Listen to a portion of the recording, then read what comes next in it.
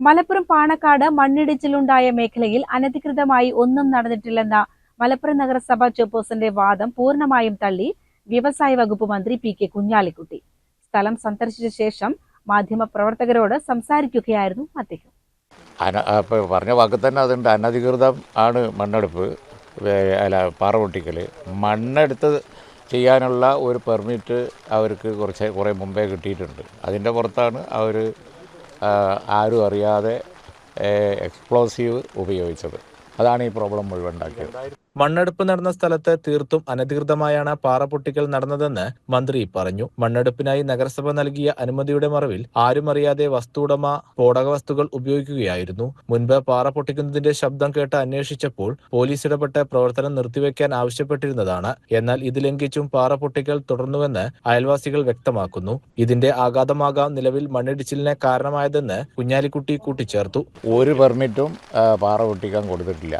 അതാണ് എക്സ്പ്ലോസീവിന് അവർക്ക് പെർമിറ്റ്. ഞങ്ങൾ ഇവിടെ പൊട്ട് കേട്ടപ്പോഴാണ് അവിടെ മറച്ചത് കണ്ടില്ലേ, അതിൻ്റെ അകത്ത് ആരും അറിയാതെ പൊട്ടിച്ചതാണ്. അതാണ് സംഭവം. പെർമിഷൻ കൊടുത്തു എന്നാണ് അവർ. നമ്മളൊക്കെ നേരത്തെ പോലീസിനോടൊക്കെ ബന്ധപ്പെട്ടിരുന്നു. ഈ നേരത്തെ പൊട്ടിക്കാനാണ് അല്ല, നേരത്തെ മണ്ണെടുത്ത സമയത്തൊക്കെ ഞങ്ങളൊക്കെ ബന്ധപ്പെട്ടു. അല്ല, രണ്ടും കൂടി കൂട്ടിക്കൊടുക്കല്ലേ.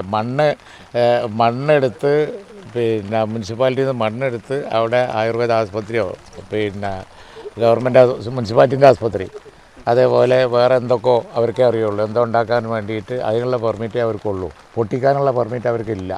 മിനിസ്റ്ററുടെ വീടിൻ്റെ തൊട്ടടുത്ത് ഒരു പെട്രോൾ പമ്പിൻ്റെ നിർമ്മാണം നടക്കുന്ന മേഖലയിൽ അനധികൃതമായിട്ട് പാറ പൊട്ടിച്ചിരുന്നതായിട്ട് നാട്ടുകാരൊക്കെ പറഞ്ഞിരുന്നു. ഒരു ഘട്ടത്തിൽ മിനിസ്റ്റർ നാട്ടുകാരല്ല, ഞാൻ തന്നെ പൊട്ടിൻ്റെ ശക്തി കൊണ്ടാണ് ഞാൻ അറിയുന്നത്. ഇവരൊക്കെ സാക്ഷിയാണ്. ഈ പോലീസ് ഉദ്യോഗസ്ഥന്മാർ, അയൽവാസികൾ, ഈ നാട്ടുകാർ മുഴുവൻ സാക്ഷിയാണ്.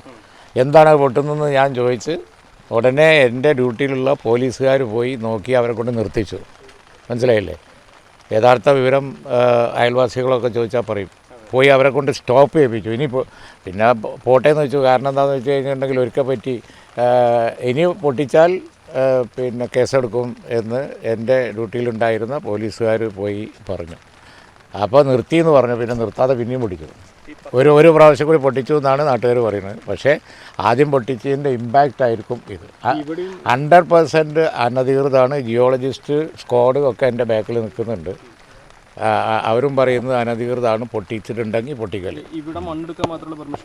അതായത് ചെയർപേഴ്സൺ പറഞ്ഞതാണല്ലോ നേരത്തെ, മണ്ണെടുക്കാനും വളരെ ലൈറ്റായിട്ടുള്ള ഒരു ആയുർവേദ ആസ്പത്രിയും പിന്നെ പമ്പും അതിനു വേണ്ടിയാണ് അവർ നോക്കിയത്.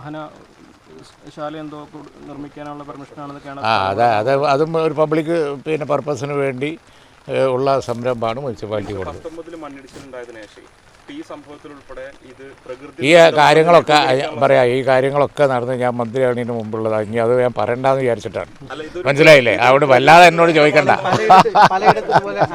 ഇത് ആരുടെയെങ്കിലും പെരടിക്ക് വെക്കാൻ ഉദ്ദേശമില്ലാത്തതുകൊണ്ട് ഞാൻ പറയുന്നില്ല.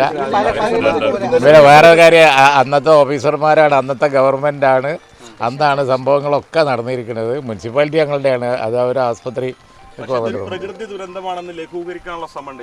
യഥാർത്ഥത്തിൽ ഇതൊരു മനുഷ്യനിർമ്മിത ദുരന്തമല്ലേ? മണ്ണെടുത്ത സ്ഥലത്ത് മാത്രമല്ലേ മണ്ണിടിച്ചിൽ? കല്ല് പൊട്ടിച്ചതിന് ഗവൺമെൻറ് വളരെ ശക്തമായി ആക്ഷൻ എടുക്കും.